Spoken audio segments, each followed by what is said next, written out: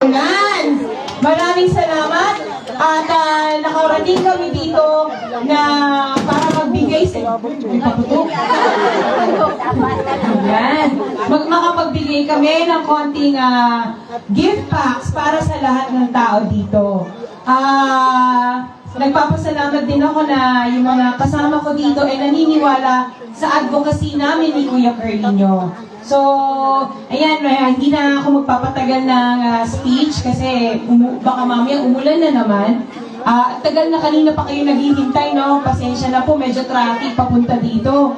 Hindi na nawala yung traffic, no? So, ibibigay na namin yung mga gift packs sa lahat na nandito ngayon. Maraming salamat, Ate Sara Vizcaya.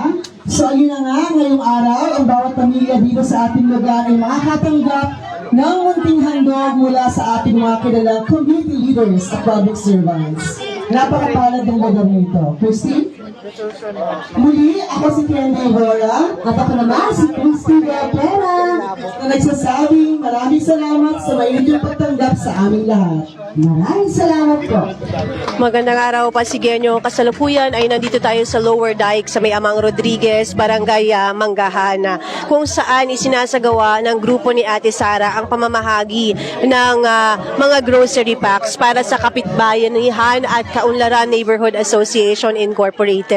Malakas ang ulan kanina bago magsimula itong programa. May maikli na programang isinasagawa dito ngayon sa kanilang lugar at inantabayan lang talaga ng mga tao. Ngunit bagamat malakas ang pag-ulan kanina ay inantay pa rin sila yung pagdating nila, no? Inantay pa rin sila ng mga residente sa nasabing lugar at nagbigay ng kanilang mga mensahe ang mga kasama sa grupo ni Ate Sara, kagaya ng ni former City Councilor Junjun Concepcion, ganoon din ang former kapitan na si Kay de la Cruz, former Councilor Willie Setiar, at kasama din nila si Kagawad Steve De Asis at maging si Sara Vizcaya ng St. Gerard Construction Charity Foundation Incorporated ay nagbigay ng maikling mensahe at pagbati sa mga residente. Ngayon sinisimulan na ang pagbibigay ng mga grocery packs sa mga residente.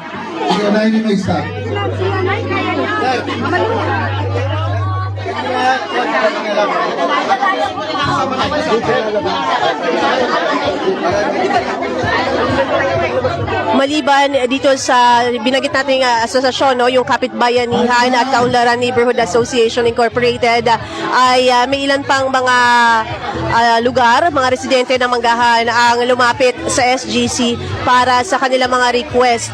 Malalaman natin mamaya kung ano yung mga yon. Ngunit specifically dito sa lugar na ito ay merong 500 grocery packs. 500 grocery packs na ipapamahagi sa mga residente. Dito po tayo, dito. Nandito din ang former Vice Mayor na si Iyo Caruncio Bernardo. Dito na lang po tayo dadaan, ma'am. Mainit ang pagtanggap ng mga residente. Ang ilan sa kanila may mga dala pang parang banner o tarpaulin bilang pagbati sa pagdating nila Ate Sara. Sa iba pa nating inihatid na balita, kaugnay dito kila Ate Sara at sa kanyang grupo, patuloy silang nagsasagawa ng iba't ibang aktibidad, proyekto o programa na sa tingin nila ay makakatulong sa mga Pasigenyo o sa lipunan. At kabilang na din dito yung mga lumalapit sa kanila mismong opisina upang humingi ng tulong.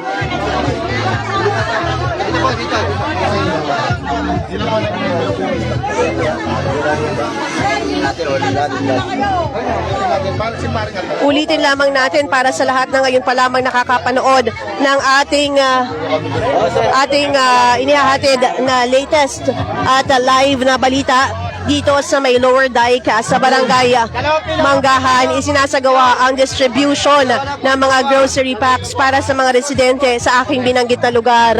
At kanina meron tayong nakausap na isa sa mga taga rito at tuwan-tuwa naman sila ayon sa kanya dahil natuloy na nga daw ito, matagal nilang inaantay ang pagdating ng SGC.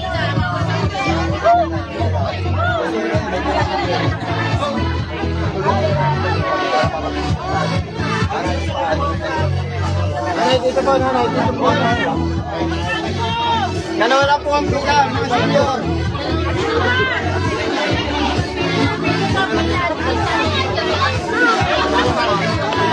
Dalawa po doon, ay. Dalawa yung pinagtayo sa akin kanina.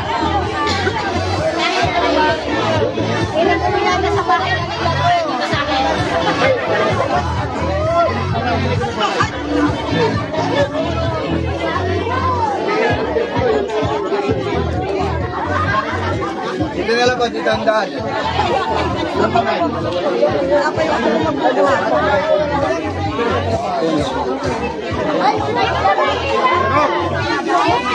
Ano yung gaya niyo po lahat, guys?